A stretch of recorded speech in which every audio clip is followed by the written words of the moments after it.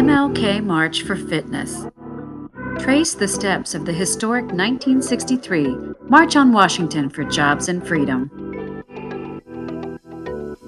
Through this video, we will both exercise and learn about that historic day back in 1963. Using a map of our nation's capital, Washington, D.C., we will travel down the area of the National Mall and Memorial Parks.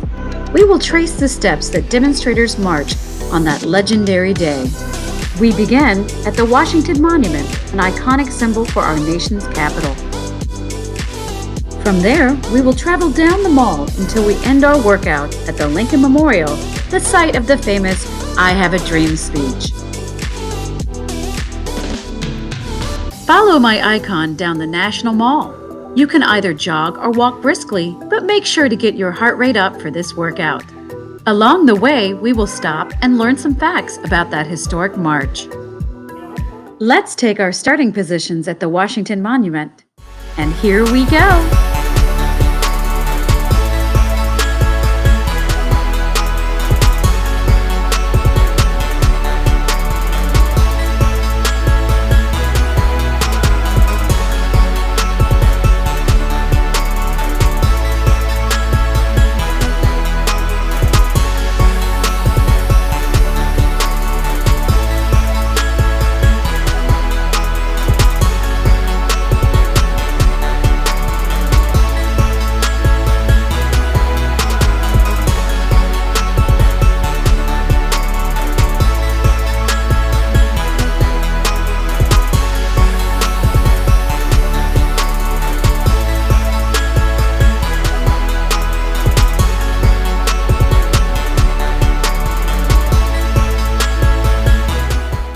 On Wednesday, August 28, 1963, approximately 250,000 people assembled for the March on Washington for Jobs and Freedom.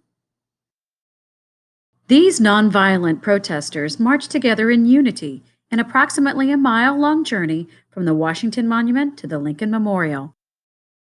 They assembled at the steps of the Lincoln Memorial for speeches and musical performances provided by a distinguished group of civil rights pioneers.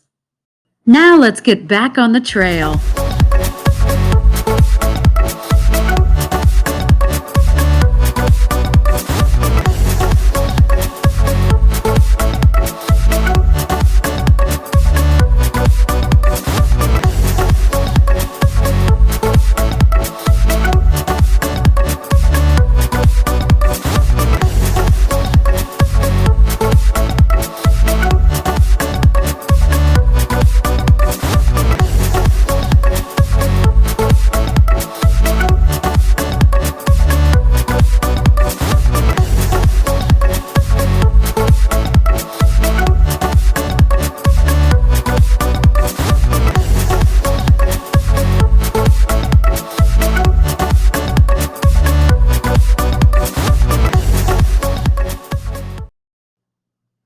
The program for this event was packed with speeches and musical performances by leaders in the civil rights movement.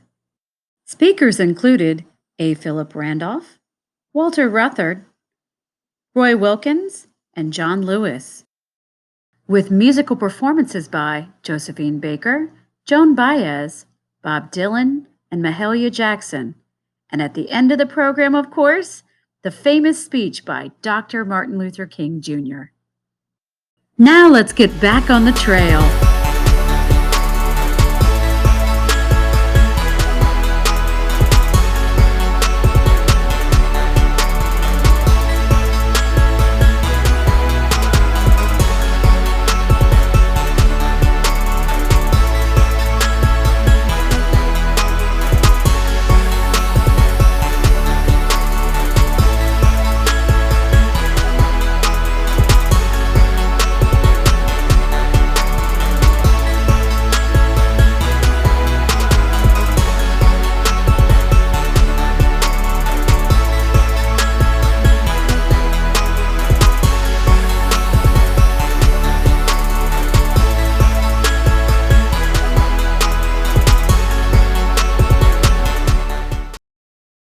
Did you know that Dr. Martin Luther King wasn't scheduled to end the program? He agreed to fill the last speaking slot for only 4 minutes because no one else wanted to end the program. And his original speech did not include his dream, but when encouraged by Mahalia Jackson to share, we now have one of the most historic and moving speeches ever at 16 minutes long. Now let's get back on the trail.